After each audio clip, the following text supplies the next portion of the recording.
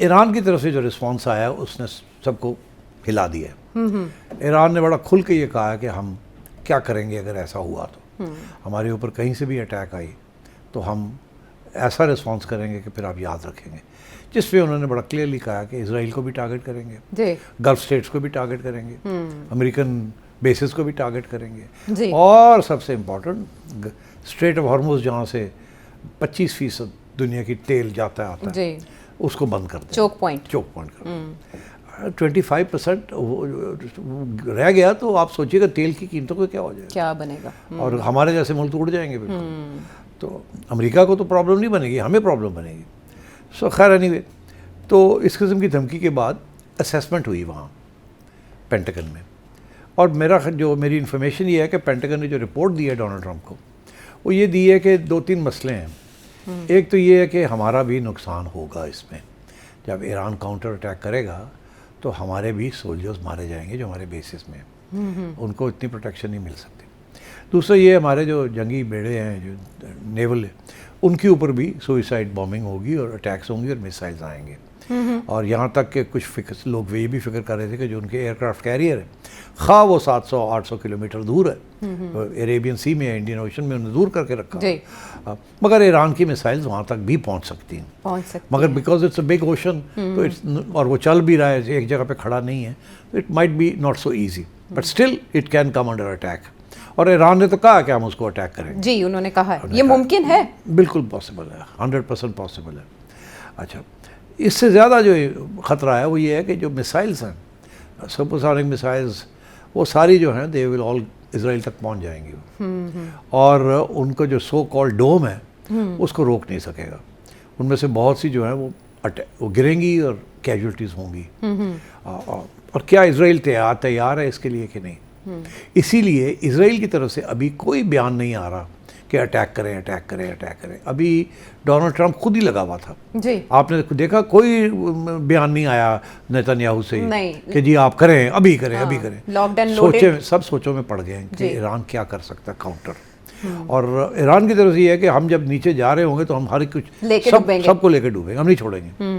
تو ایک تو یہ اس کے اوپر تھوڑا سا غور فکر شروع ہو گیا.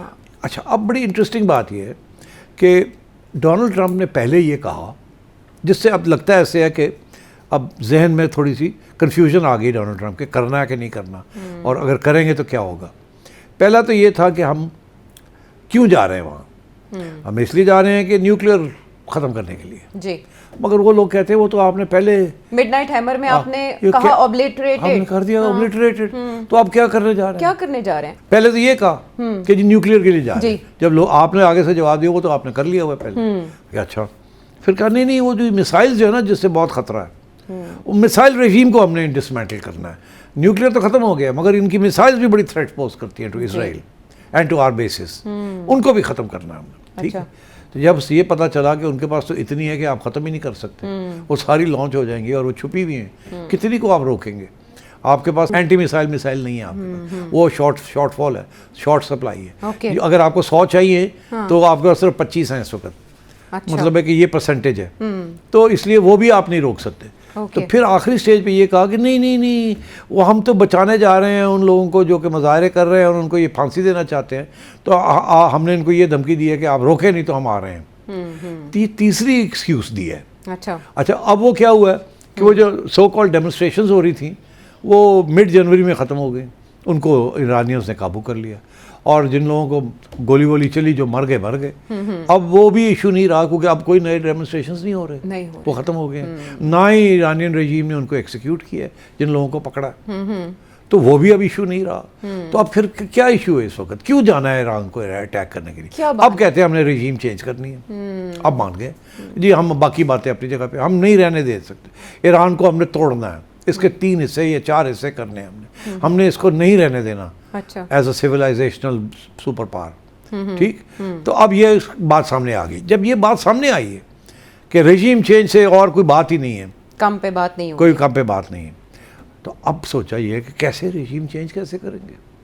اب رژیم چینج کرنے کے طریقے کون سے ہیں؟ کیا ہے؟ ایک طریقہ تو یہی تھا نا کہ لوگوں کو اکسایا جائے, ان کو ہتھیار دیے جائیں, اسٹار لنک دیا جائے, انٹرنیٹ ریسٹور کیا جائے. وہ انٹرنیٹ بھی بند ہو گیا, روس اور چائنا نے ہیلپ کی ہے ایران کی اور انٹرنیٹ بلاک ہو گیا. وہ تو توقع ہی نہیں کر سکتے تھے کہ یہ ہو سکتا ہے. اسی طریقے کے ساتھ ٹرکی نے ہیلپ کی ہے ایران کی.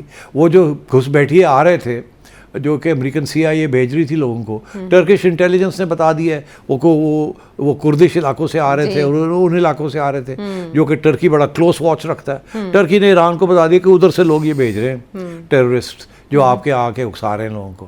تو ٹرکی نے انفارمیشن دے دی, انہوں نے جا کے وہاں ٹھا کر کے ان کو فارغ کر دیا. تو وہ بھی جو تھا ایک اٹیمپٹ ہو رہی تھی وہ بھی ختم ہو گئی. اب رہ گئے جو لوگ ڈیمونسٹریٹ کر رہے تھے وہ بھی انہوں نے مارکوٹائی کر کے روک دیا.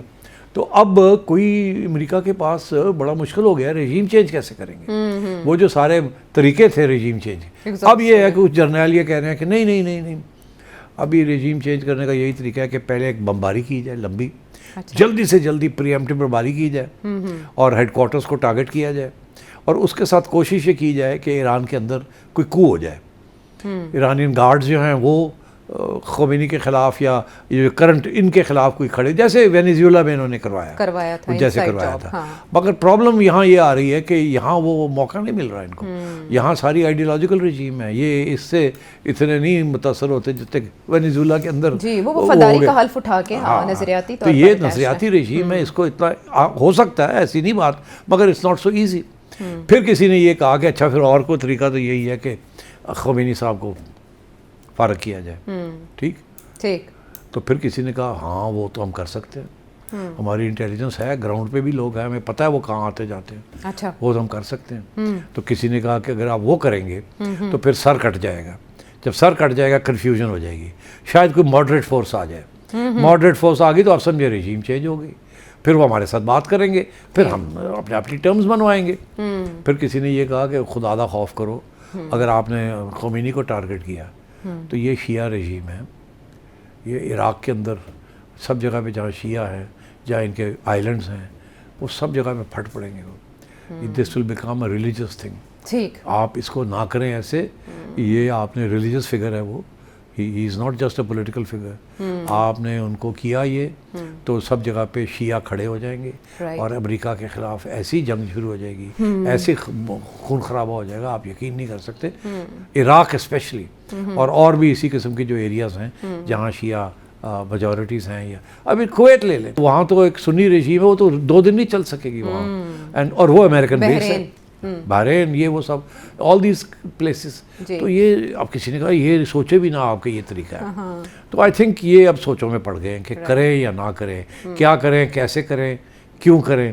اور اب ڈونلڈ ٹرمپ ڈھونڈ رہا ہے کوئی راستہ نکلنے کا یہاں, کیونکہ ایران کی طرف سے جو رسپانس آیا نا وہ بڑا خوفناک آیا. رائٹ, اور ادھر سے پاکستان اور یہ ملک سعودی عربیہ نے اجازت کہہ دی ہے کہ ہم اجازت نہیں دیں گے. ان کو پتہ ہے کہ اگر ایران نے سعودی عربیہ کے اوپر 2 بم بھی پھینک دیے نا تو بھاگ جائیں گے لوگ وہاں سے انویسٹمنٹ. ان کی ایرمکو کے اوپر ایک دفعہ اٹیک ہوئی تھی نا, اور ہوتھیز جب کرتے ہیں تو it creates a big problem. UAE جو ہے بہت ولنریبل ہے, وہاں سارے فارن انویسٹمنٹ آئی ہوئی ہے. تو عائشہ اٹس اے ٹرکی سچویشن. ابھی سوچوں میں پڑ گئے ہیں امریکن کہ کریں کہ نہ کریں اور کیسے کریں.